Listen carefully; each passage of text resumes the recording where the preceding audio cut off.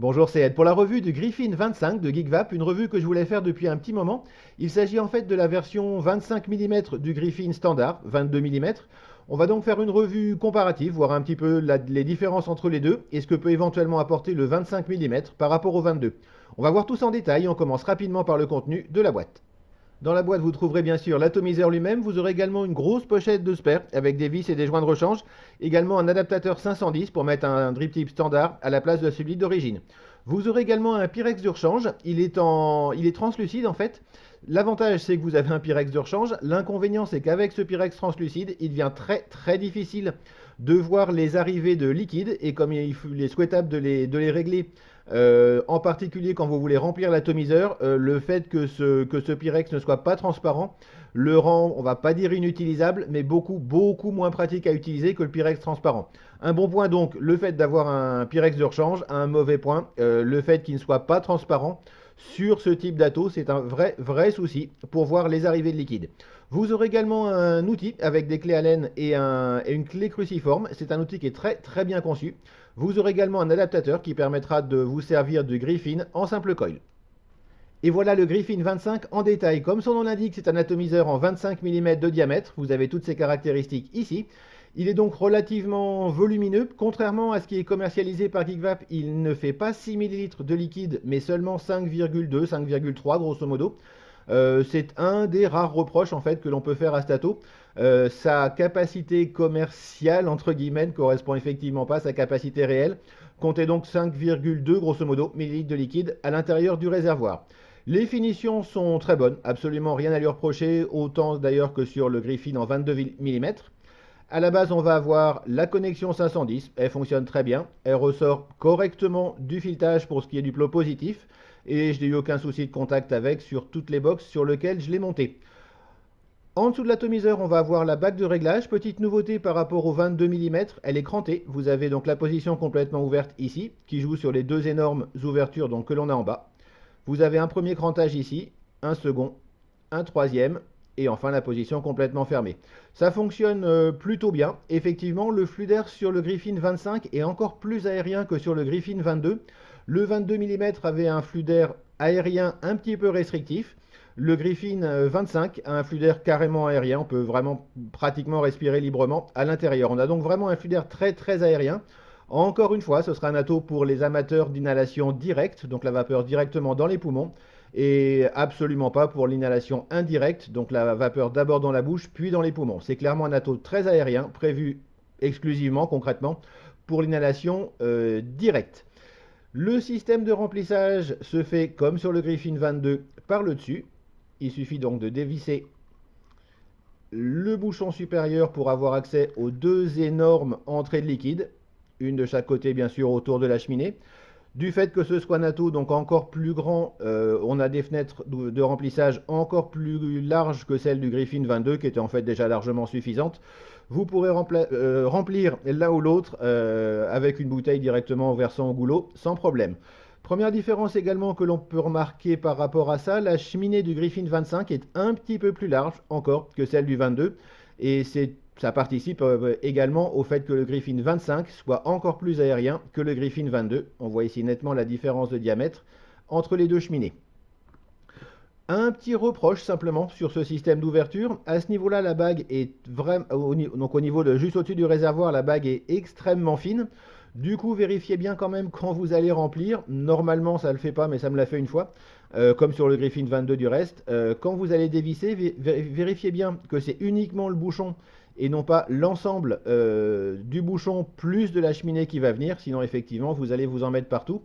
On le verra tout à l'heure au démontage. Donc simplement, pensez bien quand vous allez remplir à ce que ce soit uniquement le bouchon qui vienne et non pas l'ensemble de la partie supérieure. Autrement, encore une fois, au niveau des finitions, absolument rien à dire sur cet ato. Pour sa gamme de prix, les finitions sont vraiment excellentes. Ça n'est pas du high-end, mais c'est vraiment très très propre. Absolument aucun souci à l'usage, donc avec le Griffin 25 comme avec le Griffin 22. Dernier point sur son ergonomie, le réglage de l'arrivée de liquide. On a les 4 arrivées de liquide ici autour de la chambre. Vous pouvez les fermer comme ceci, ou les ouvrir donc en tournant le bas de l'atomiseur. Pensez, c'est plutôt mieux quand même, à fermer les arrivées de liquide quand vous allez remplir. Sinon, quand vous allez remettre le bouchon, ça va faire augmenter en fait la pression du liquide à l'intérieur du réservoir. Vous risquez d'avoir pas mal de liquide qui va arriver au niveau de la chambre et probablement qui ressortira par les arrivées d'air. Donc encore une fois, quand vous remplissez, pensez d'abord à fermer l'arrivée de liquide, remplir, reboucher et ensuite ouvrir les arrivées de liquide pour éviter d'avoir des fuites au niveau de l'air. On va passer au démontage, voir un petit peu comment ça se passe à l'intérieur. On va commencer donc par la partie supérieure qu'on a vue tout à l'heure. Le bouchon donc pour remplir le liquide. On va voir également bien sûr le drip tip. Le drip tip d'origine est un drip tip large. Vous pourrez le remplacer par n'importe quel drip tip de votre choix en mettant l'adaptateur qui est compris dans les spares. Pour démonter la taux, ça se passe comme d'habitude par le bas. On dévisse à ce niveau-ci. Ça couine un petit peu parce que ça vient d'être lavé. Rien de particulier à dire au niveau du Pyrex. Suffisamment épais et de bonne qualité. Aucun souci avec ça. La partie supérieure, donc avec les deux très grandes, encore une fois, ouvertures pour le liquide. La cheminée, également plus large, comme on l'a vu tout à l'heure, que celle du Griffin 22 que l'on a ici, pour comparer. Une cheminée un petit peu plus large, encore une fois, pour un flux d'air encore plus aérien. Une pièce qui est bien réalisée. Absolument rien à lui reprocher, avec le haut de la chambre qui est de forme conique. On a ensuite la partie basse, avec la chambre qui, comme sur le Griffin 22, se démonte directement comme ceci. Comme sur le Griffin 22, encore une fois, rien à redire sur cette pièce. Bien usiné, encore une fois, ça n'est pas de la finition high-end, mais il n'y a vraiment aucun souci avec. Et on arrive à la partie plateau. Comme sur le Griffin 22, un plateau de style Velocity, si ce n'est que sur le 25 mm, il est effectivement un petit peu plus grand, pas au niveau des plots, mais bien au niveau du filetage. Si on essaye de mettre la chambre du 25 sur le 22, c'est effectivement trop grand. On a donc une chambre qui est un petit peu plus grande, qui va permettre plus large, donc au niveau de son diamètre. Du coup, on va effectivement pouvoir faire des montages un petit peu plus importants. On voit également les deux arrivées d'air de chaque côté, un petit peu plus grandes, mais de manière quand même assez sensible. Je ne sais pas si on va le voir là sur la vidéo. Voilà. Les deux arrivées d'air sont également plus grandes que sur le Griffin 22. Encore une fois, un flux d'air encore plus aérien. Sinon, le montage se passe exactement de la même manière, on va le voir tout à l'heure. C'est vraiment exactement le même style de plateau, juste pour ce qui est du montage, rien de particulier pour le Griffin 25, c'est vraiment un plateau Velocity. Tout ce qu'il y a de plus classique est exactement le même que celui du Griffin 22, à ceci près qu'effectivement il est un petit peu plus large. Ici donc j'ai fait un montage en double coil en fused Clapton pour une résistance finale de 0,32 ohms. Grosso modo, ça fonctionne très bien. Si vous préférez les vapes, on va dire vers 40 watts, le rendu du Griffin 22 en termes de saveur est plutôt meilleur à 40 watts que le Griffin 25. Les deux se tiennent, on va dire, à 60 watts. Et si vous préférez les vapes plus fortes à 80 watts, on va dire, le rendu de saveur sera plutôt meilleur sur le Griffin 25 que sur le Griffin 22. Ça étant probablement dû au fait que les arrivées d'air sont plus importantes sur le Griffin 25 que sur le 22. Du coup, on a probablement plus de pression d'air en fait avec le 22 que le 25, mais potentiellement plus de débit d'air sur le 25 que sur le 22. On va y arriver. Bref, au final, si vous préférez les vapes à 40 watts, plutôt mieux à mon avis sur le Griffin 22 en termes de rendu de saveur. À 60 watts, les deux se tiennent. Et au-delà de 60 watts, on va dire 80 watts, le rendu du Griffin 25 est plutôt meilleur. Ça, c'est pour le double coil. Si vous préférez le simple coil, il faudra évidemment mettre le petit adaptateur que vous avez dans la pochette de spare. Un détail important, idiot mais important, vous ne pourrez pas mettre l'adaptateur directement.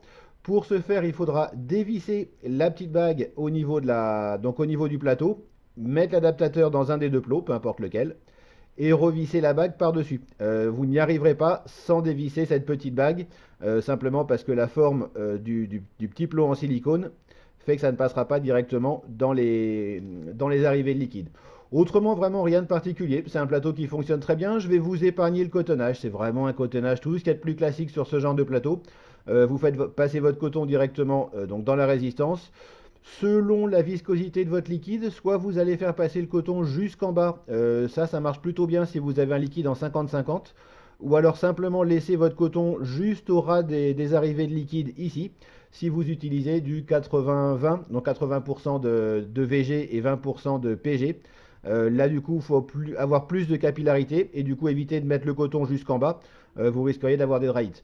Vraiment, c'est tout ce qu'il y a de particulier sur le cotonnage pour cet ato, exactement le même en fait que sur le Griffin 22. Bref, ça fonctionne très bien. Un plateau, tout ce qu'il y a de plus classique.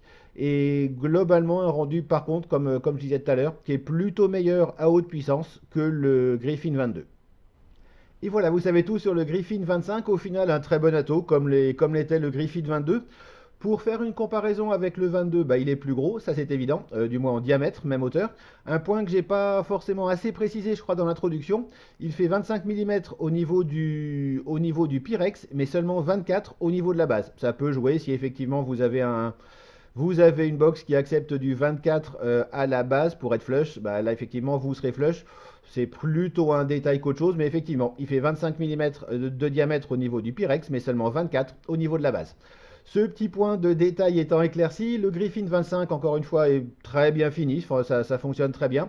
On peut grosso modo en tirer les mêmes conclusions que j'avais tirées sur le Griffin 22. La différence entre les deux, au-delà évidemment d'une plus grande capacité et d'un plus grand volume global pour le Griffin 25, ça va être au niveau du flux d'air. Le Griffin 25 est encore plus aérien que le Griffin 22.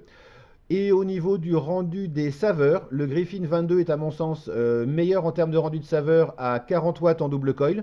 Les deux se valent à 60 watts et le Griffin 25 est plutôt meilleur que le 22, encore une fois pour ce qui est du rendu des saveurs, à 80 watts et au-dessus, même si au-delà de 100 watts, ça commence à devenir vraiment chaud comme vape, à mon avis. Mais ça, c'est vous qui voyez en fonction de vos habitudes de vape. Voilà pour ce qui est du Griffin 25. Si vous avez d'autres questions sur donc, cet ato ou la comparaison entre les deux, n'hésitez pas à les poser dans les commentaires de la vidéo YouTube en dessous. Si vous appréciez ces revues, n'hésitez pas à vous abonner à la chaîne en cliquant ici. Il me reste à vous souhaiter une excellente vape et à la prochaine.